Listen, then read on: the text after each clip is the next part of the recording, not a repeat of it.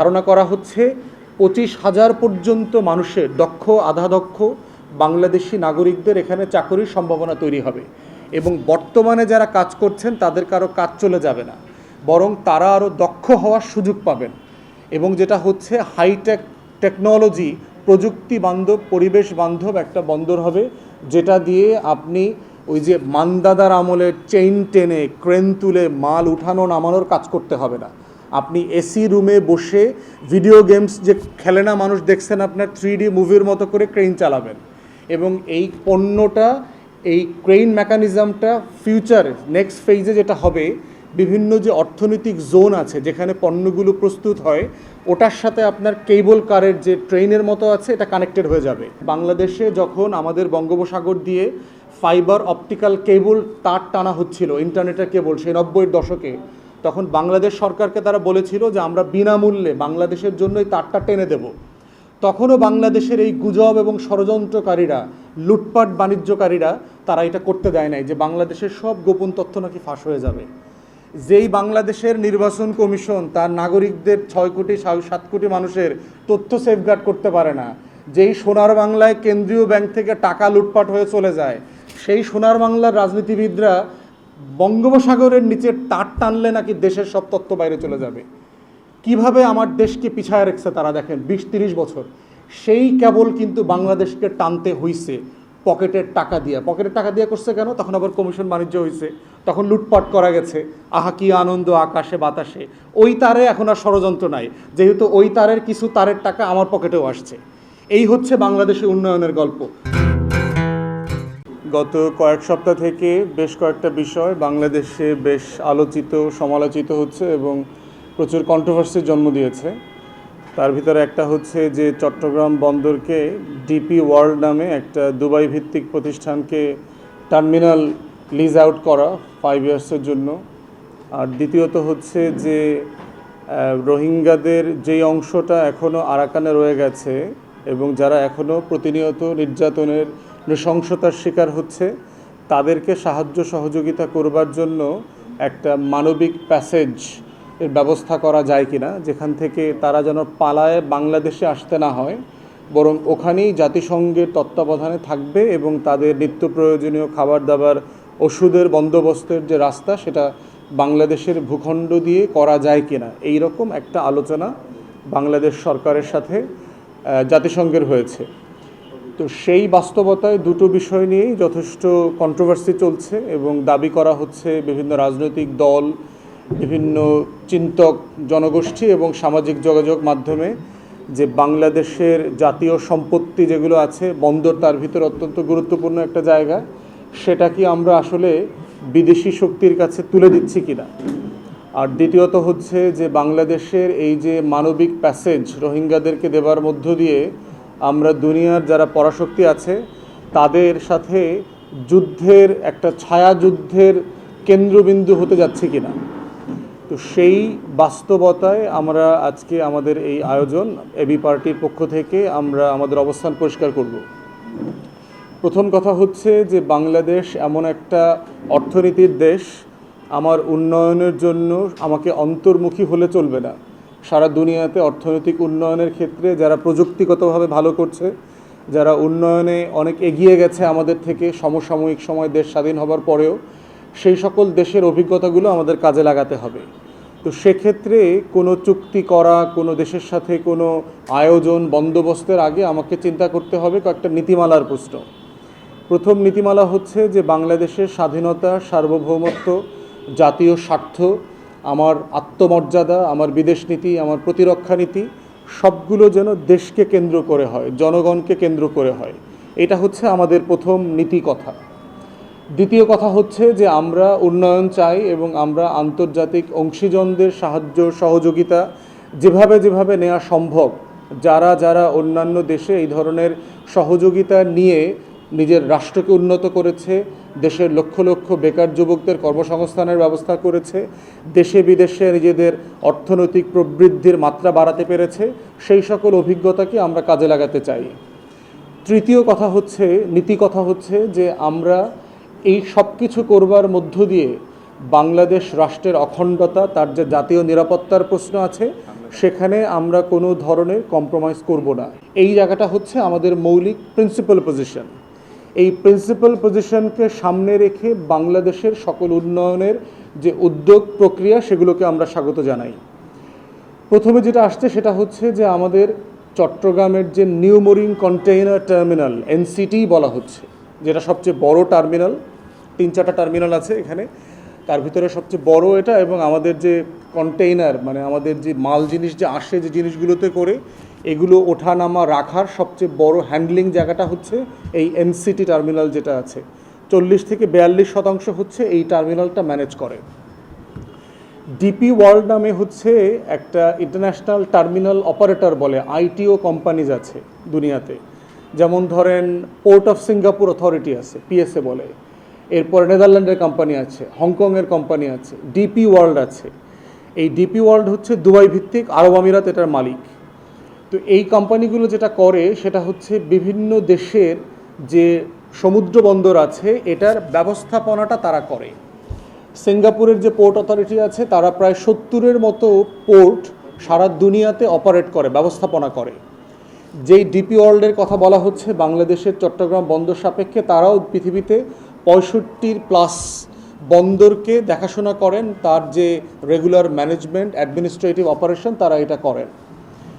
এখন এইটা করবার মধ্য দিয়ে কি কি সংকট আছে আর আমার দেশের কি কি বেনিফিট আছে, হিস্ট্রিটা বোঝা দরকার। যে ডিপি ওয়ার্ল্ডের সাথে বাংলাদেশ সরকারের এই আলোচনা কিন্তু 2024-25-এর না, এটা 2019-20 থেকে চলে আসছে, এবং বিভিন্ন সময় এই আলোচনাটা এগিয়েছে, কিন্তু কিছু আওয়ামী সিন্ডিকেট অলিগার্কের কারণে এই আলোচনাটা বেশি দূর যায় নাই। ধরেন এই যে এনসিটি যে বন্দরটার কথা, যে টার্মিনালের কথা আমরা বলছি, এর একটা বিশাল অংশ হচ্ছে ম্যানেজমেন্ট করতে হচ্ছে সাইফুজ্জামান জাভেদ, আওয়ামী লীগের যে মন্ত্রী ছিলেন, যার মাত্র 350-400 বাড়ি আছে লন্ডনে।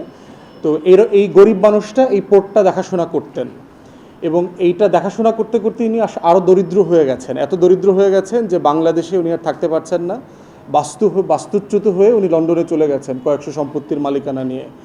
তো সেই মালিকানার কারণে যেটা হয়েছে, বিদেশি কোম্পানিটাকে এটা দেয়া যায় নাই। অতএব ডিপি ওয়ার্ল্ডের সাথে এই আলোচনা স্মারক এটা কিন্তু যথেষ্ট মানে একটা অ্যাডভান্স লেভেলে আগে থেকেই ছিল। অন্তর্বর্তীকালীন সরকার এসে যেটা করেছে এটার গতি বাড়িয়েছে। পার্টিকুলারলি এই গতি বাড়ানোর প্রশ্ন আসছে হচ্ছে, আপনারা দেখেছেন যে একটা বিনিয়োগ সম্মেলন হয়েছে মাস 2 আগে বাংলাদেশে। বিনিয়োগ সম্মেলনে সারা পৃথিবী থেকে আপনার প্রায় 1,500 থেকে 2,500-এর মতো সম্ভাব্য বিনিয়োগকারী ব্যবসায়ীরা এসেছিলেন, এবং তাদের সাথে আলোচনা সাপেক্ষে বাংলাদেশের অন্তর্বর্তীকালীন সরকার BIDA, particularly Bangladesh investment development authority যেটা আছে, বিনিয়োগ উন্নয়ন কর্তৃপক্ষ, তাদের সামনে যে চ্যালেঞ্জগুলোর কথা ব্যবসায়ীরা বলেছেন, যে আমরা যে এখানে বস্তা ভরে ভরে টাকা এনে বাংলাদেশে বিনিয়োগ করব, এই বিনিয়োগ করবার পরে যে পণ্যটা আমি তৈরি করব সেটা রপ্তানি করতে আমার বন্দোবস্তটা আছে কিনা, আমার বন্দরটা কাজ করে কিনা, এইটা যদি আমি পশ্চিমের কোনো দেশে পাঠাতে চাই সেটা আমার কয়দিন লাগবে, ভিয়েতনামে করলে এটা আমার হয়তো 13 দিন লাগবে, ভারতে করলে হয়তো 21 দিন লাগবে, কিন্তু তোমার বন্দর ব্যবহার করলে তো আমার এটা 25 দিন লাগবে, 27 দিন লাগবে, তাহলে এতে আমার খরচ বেড়ে যাচ্ছে, আমি কেন তোমার দেশে এটা করব। তো এই রকম বহু আলোচনার মধ্যে যেটা এসছে যে বাংলাদেশে বিনিয়োগকে আকর্ষণ করবার জন্য যেই ফল্ট লাইনগুলো আছে, পিছিয়ে পড়ার যে জায়গাগুলো আছে, তার ভিতরে একটা বড় জায়গা হচ্ছে আমাদের বন্দর ব্যবস্থাপনা। সেই প্রেক্ষিতে অন্তর্বর্তীকালীন সরকার ডিপি ওয়ার্ল্ডের সাথে যে কাজটা, যে আলোচনাটা এগিয়েছিল সেটাকে তারা আরও গতিশীল করেছে, এবং এইটা করতে গিয়ে বাংলাদেশ সরকারের একটা টাকাও খরচ করতে হবে না। মালিকানা কিন্তু বাংলাদেশেরই থাকবে, যেটা হবে শুধু টার্মিনালটা লিজ আউট করা হবে, এবং এইটার টোটাল ব্যবস্থাপনাটা করবার জন্য এই কোম্পানি $800 মিলিয়ন ইনভেস্ট করবেন। $800 মিলিয়ন মানে হচ্ছে যে আপনার প্রায় 9-10 হাজার কোটি টাকা। বাংলাদেশে আওয়ামী আমলে সারা বছরেও এই পরিমাণ টাকা বিদেশি বিনিয়োগ আসে নাই। অতএব সেই রকম একটা জায়গায় এই ইনভেস্টমেন্টটা আমাদের জন্য একটা বড় ইনভেস্টমেন্ট পটেনশিয়াল, এবং ধারণা করা হচ্ছে 25,000 পর্যন্ত মানুষের দক্ষ আধা দক্ষ বাংলাদেশি নাগরিকদের এখানে চাকরির সম্ভাবনা তৈরি হবে, এবং বর্তমানে যারা কাজ করছেন তাদের কারো কাজ চলে যাবে না, বরং তারা আরও দক্ষ হওয়ার সুযোগ পাবেন। এবং যেটা হচ্ছে হাইটেক টেকনোলজি, প্রযুক্তি বান্ধব, পরিবেশ বান্ধব একটা বন্দর হবে, যেটা দিয়ে আপনি ওই যে মান্দাদার আমলে চেইন টেনে ক্রেন তুলে মাল উঠানো নামানোর কাজ করতে হবে না। আপনি এসি রুমে বসে ভিডিও গেমস যে খেলে না মানুষ দেখছেন, আপনার 3D মুভির মতো করে ক্রেন চালাবেন। এবং এই পণ্যটা, এই ক্রেন মেকানিজমটা ফিউচার নেক্সট ফেজে যেটা হবে, বিভিন্ন যে অর্থনৈতিক জোন আছে যেখানে পণ্যগুলো প্রস্তুত হয়, ওটার সাথে আপনার কেবল কারের যে ট্রেনের মতো আছে এটা কানেক্টেড হয়ে যাবে। মানে যিনি পণ্যটা তৈরি করছেন তাকে ওটা আবার লরিতে করে বন্দরে আলাদা করে আনতে হবে না। এই হাইটেক পোর্টগুলো যেটা করে, চারপাশের ইকোনমিক যে অঞ্চলগুলো থাকে এই অঞ্চলগুলোর সাথে ট্রেন লাইনের মতো কেবল কানেকশন করে দেয়। যেভাবে আমাদের মেট্রো রেল দেখতে পাচ্ছেন, এরকম কেবল কানেকশন থাকবে। পণ্যবাহী মাল টানার মতো এরকম মেট্রো রেলের ট্রেন ভরে ভরে মাল সরাসরি জাহাজে চলে যাবে। এই লেভেলে হচ্ছে এটা যাবে। এবং দেখেন, আমি কদিন আগে সিঙ্গাপুর থেকে আসছি। সিঙ্গাপুরে কোনো সম্পত্তি নাই, একটা ছোট্ট জায়গা, ঢাকার মতো একটা দেশ ধরেন, ঢাকার একটু জেলা টেলা যোগ করলে যতটুকু হবে। তাদের ইনকামের সোর্স হচ্ছে আপনার তার পোর্ট। তার খাওয়ার পানি পর্যন্ত নাই সিঙ্গাপুরে। খাওয়ার পানিটা তাকে মালয়েশিয়া থেকে আমদানি করে কিনে আনতে হয়। মালয়েশিয়া যদি তাকে এমবার্গো দিয়ে দেয়, তাকে না খেয়ে মরতে হবে, এরকম একটা অবস্থা। সেই সিঙ্গাপুর রাষ্ট্রটার অর্থনীতির ভিত্তি হচ্ছে দুইটা জিনিস, তার বন্দর, তার সমুদ্র বন্দরটা হচ্ছে দুনিয়ার অন্যতম সেরা সমুদ্র বন্দর, আর দ্বিতীয়ত হচ্ছে ফাইন্যান্সিয়াল ইন্ডাস্ট্রি, তার যে আর্থিক খাত আছে। তাহলে আমার দেশের এই যে বিশাল কোস্টাল রিজিয়নে আমার যতগুলো বন্দর দরকার, আমার তো এতগুলো বন্দর নাই। সারা পৃথিবীতে আপনার 400+ বন্দর আছে, 405-6টার মতো সমুদ্র বন্দর আছে ফাংশনাল। তার ভিতরে চট্টগ্রাম বন্দরের অবস্থান হচ্ছে 337তম। আপনি কীরকম উন্নত দেশ বুঝতে পারছেন? এখন সেই রকম একটা বন্দরকে বিশ্বমানের করবার জন্য যে আয়োজন, সেটাকে ষড়যন্ত্র আকারে দেখাটা খুবই দুঃখজনক। এই প্রযুক্তির জমানাতে আপনি কোনো ষড়যন্ত্র তত্ত্ব এই কোম্পানি সেই কোম্পানিকে দিয়ে করতে পারবেন না। বাংলাদেশ রাষ্ট্রকে বাংলাদেশিরা, সবুজ পাসপোর্টধারীরা গত 16 বছর দিল্লির কাছে বেচা দেয় নাই, বাংলাদেশে থাইকে দিচ্ছে। অতএব বিদেশি কোম্পানি আসলেই বাংলাদেশের সব চলে যাবে, ব্যাপারটা তা না। তাহলে যারা এই ষড়যন্ত্র তত্ত্বগুলোর কথা বলছেন, তারা আসলে কেন বলছেন? তারা বলছেন এই কারণে যে এই বন্দর কেন্দ্রিক যে হাজার হাজার কোটি টাকার লুটপাট বাণিজ্য আছে, এই লুটপাট বাণিজ্য বন্ধ হয়ে যাবে। এই লুটপাট বাণিজ্যের প্রথমে আছেন হচ্ছে রাজনৈতিক নেতাকর্মীরা বিভিন্ন দলের, এবং বিশেষ করে যারা ক্ষমতাসীন থাকেন অথবা সবচেয়ে বড় দাপটমান দল থাকে, সেই দলগুলোর রাজনৈতিক নেতাকর্মীরা এবং তাদের কর্মচারী কিছু শ্রমিক সংগঠন আছে। এরা হচ্ছে এখান থেকে হাজার হাজার কোটি টাকার যে লুটপাট বাণিজ্য করবে, এইটা ক্ষতিগ্রস্ত হবে। এই জন্য দেখবেন তারা ভারতের সুরে সুর মিলায়া এই কথাগুলো আমাদের এখানে বলার চেষ্টা করছে। প্রশ্ন হচ্ছে যে আপনি লুটপাটের পক্ষে রাজনৈতিক দলের বক্তব্য তো দেশের পক্ষে না। আমরা যখন বলছি যে সবার আগে বাংলাদেশ, তখন আমার দায় হচ্ছে আমার জনগণের প্রতি, আমার রাষ্ট্রের প্রতি, আমার রাষ্ট্র কীভাবে ডেভেলপ করবে। তো সেই জায়গাতে এবি পার্টির অবস্থান খুবই পরিষ্কার যে আমরা এই বন্দরকে বিশ্বমানের করবার যে আয়োজন, সেটাকে স্বাগত জানাই। পতেঙ্কা বন্দরকেও আপনার একই মানে বিশ্বমানের করবার আয়োজন চলছে, সেটাকেও স্বাগত জানাই। এবং আমরা একই সাথে আহ্বান করছি মংলা বন্দরকেও কীভাবে আন্তর্জাতিক মানে উন্নীত করা যায়, সেটার জন্য যেই কাজগুলো করা জরুরি সেগুলো করা দরকার আমাদের অর্থনীতির যেই প্রবৃদ্ধি, এই প্রবৃত্তিকে বাঁচিয়ে রাখার জন্য।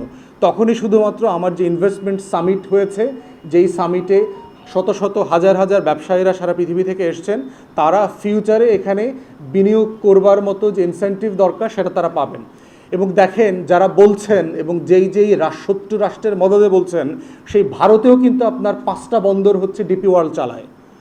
কই, ভারত তো চিৎকার চেঁচামেচি করে নাই? পাকিস্তানেও চালায়, চীনেও চালায়, শ্রীলঙ্কাতে চালায়, ইভেন পশ্চিমা দেশগুলোতে, ইউরোপ আমেরিকাতেও আপনার এই ধরনের ইন্টারন্যাশনাল টার্মিনাল অপারেটর যারা আছে আইটিওকে দিয়ে তারা বন্দর চালায়। কারণ এটা ম্যানেজমেন্টের ব্যাপার। যে কোম্পানি, যেই দেশ যে কাজটা ভালো পারে, আপনি তো সেই কাজটা তাকে দিয়ে করাবেন যদি আপনি উন্নত হইতে চান। আপনি ষড়যন্ত্র তত্ত্ব দিয়ে দেশকে কীভাবে পিছনে ফেলে রাখবেন? এবং দেখেন, এই ধরনের ঘটনা কি এর আগে আমরা করি নাই? এটাই প্রথম না? এটা প্রথম না, আমরা বহুবার করেছি। গার্মেন্টস ইন্ডাস্ট্রি বাংলাদেশে ডেভেলপ করলো কীভাবে দেখেন।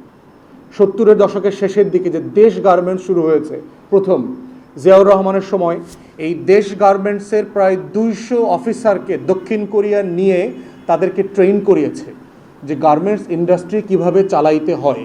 কারণ তখন দক্ষিণ কোরিয়া গার্মেন্টস ইন্ডাস্ট্রিতে খুবই টপে ছিল, উপরের দিকে ছিল, কিন্তু তারা এই ইন্ডাস্ট্রিটাকে আস্তে আস্তে ক্লোজ করে তারা হাইটেক ইন্ডাস্ট্রিতে যাবে বলে সিদ্ধান্ত নিয়েছে। তারা চাচ্ছিল বন্ধু প্রতিম কোনো দেশকে দিয়ে তারা এই ইন্ডাস্ট্রিটাকে শিফট করে ফেলবে। বাংলাদেশের এই গার্মেন্টস শিল্পের যেই 200 অফিসারকে দক্ষিণ কোরিয়া ট্রেন করিয়েছে, তারা 80-র দশকে অলমোস্ট সবাই গার্মেন্টসের মালিক হয়েছেন এবং শত শত হাজার হাজার কোটি টাকার মালিক হয়েছে। কই তখন তো কেউ বলে নাই যে আমি কেন ওখানে শিখতে যাব, কেন আমার গার্মেন্টসকে বিদেশিরা ট্রেন করবে, ইকুইপমেন্ট দিবে, এটা তো বিদেশিদের দখলে চলে যাবে। এই আলোচনা তো কেউ করে নাই। আমার মোবাইল টেকনোলজি কীভাবে ডেভেলপ করলো বাংলাদেশে, গ্রামীণ ফোন কীভাবে বিশ্বসেরা কোম্পানি হইল, নরওয়ের কোম্পানিকে বাংলাদেশে আইসা গ্রামীণের সাথে ইনভেস্ট করাইতে হয় নাই। গ্রামীণ তো সাডেনলি গ্রাম থেকে আইসা গ্রামীণ হয়ে যায় নাই, সে তো নৌকা চালাইতে চালাইতে গ্রামীণ ফোন হয়ে যায় নাই, তাকে বিদেশি কোম্পানি এসে তাকে হাইটেক বানাইতে হয়েছে এবং এখন সে বিশ্বের অন্যতম সেরা টেলিকম কোম্পানি।